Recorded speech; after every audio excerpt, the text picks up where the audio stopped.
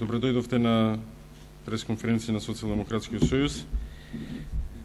Македонската јавност секојдневно е сведок како лажниот мит за наводната честност на Никола Груевски се распаѓа како кула од карти. Се уште Груевски и ВМРО-ДПМН не знаат како да се извадат од откривањето на корупцијата со партиската фирма Аналитико АИ, кога на сцена повторно почна да се одмотува клопчето околу коруптивната продажба на државното градежно земјиште во центарот на градот, добро познатата хотел Скокт. Овој пат отворена во британските медиуми. Само сега, без кривични пријави до британските новинари, молк од премиерот, а министерот за транспорт и врски како да паднал во дупката во центарот на градот каде треба да биде хотелот. Денес ќе ви представиме уште еден доказ зошто Daily Telegraph вели дека оваа сделка е матна работа. Би сакале да подсетиме. На 19 август 2007 година премиерот Груевски изјави: компанијата Резидор Хотел Груп го купи земјиштето за трговскиот центар Рамстор. На 9 септември 2007 година Министерството за транспорт и врски после неколку пресконференции на Социјалдемократскиот сојуз во своето соопштение пренесе: компанијата која победи на објавата беше ХЛХ Macedоnia ЛЛП, дополнувајќи дека англиската фирма, една од основачите, ХЛХ UK Limited, е една од водечките компании за изградба на хотели во Англија. Да речеме дека е ова точно. Додека се договорат Милијана Киевски и Никола Груевски која фирма точно го добила тендерот, да видиме што реално се случува со англиската компанија. Последниот пат информиравме дека оваа компанија 2 години нема никакви деловни активности, односно дека станува збор за мртва фирма.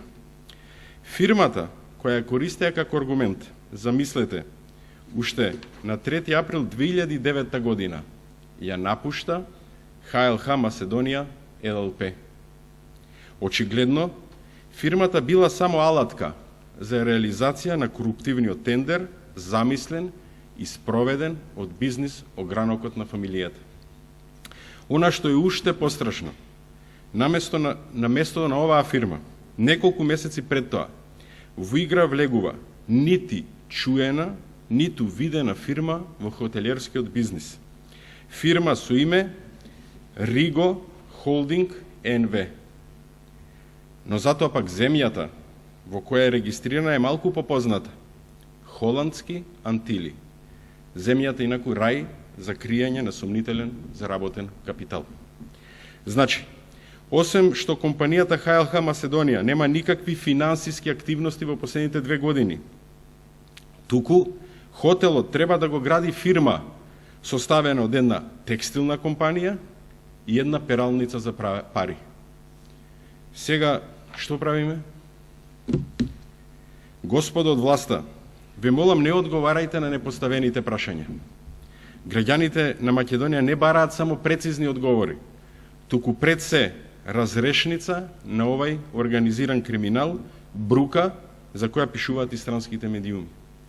Почитуван јавен обвинител на Република Македонија, дали ова се доволно добри нови докази да започнете постапка, ама без политички притисоци?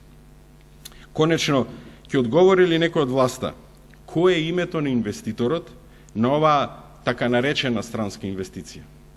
Кој е називот на учесниците во изградбата? Точниот број и датум на издаденото одобрение за градење?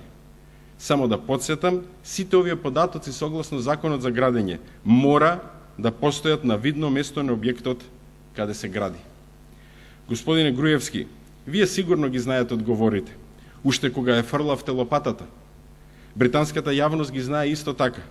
Останува само да им соопштите на граѓаните на Македонија кој се од вашето најблиско обкружување е вмешан во овој криминално коруптивен тендер.